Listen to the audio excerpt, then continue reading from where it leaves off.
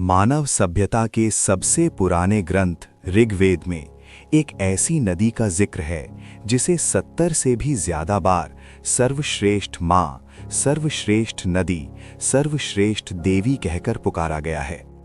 आप सोचिए, कौन होगी वो नदी जिसे इतनी श्रद्धा और सम्मान मिला। ये कोई सामान्य जलधारा नहीं थी, बल्कि माँ सरस्वती थीं।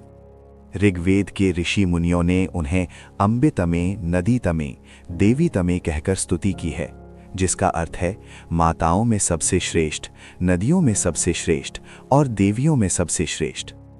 उनकी महिमा इतनी अप्रतिम थी कि वे केवल जल का स्रोत नहीं, बल्कि ज्ञान, कला और विवेक की साक्षात देवी मानी गईं।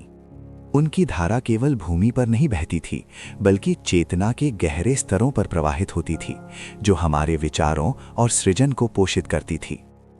इतिहास बताता है कि इसी दिव्य नदी के तटों पर हमारी प्राचीनतम वैदिक सभ्यता फली फूली।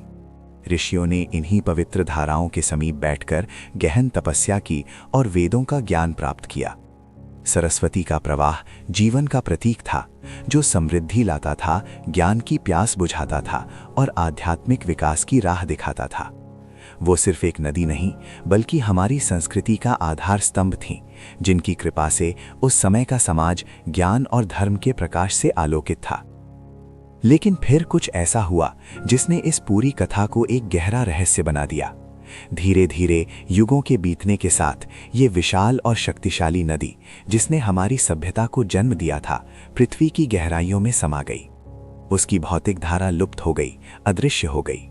परंतु क्या सचमुच कोई ऐसी दिव्य शक्ति पूरी तरह से मिट सकती है, या फिर वो आज भी कहीं और बह रही है और हमें बस अपनी अंतर्दृष्टि से उसे देखना होगा?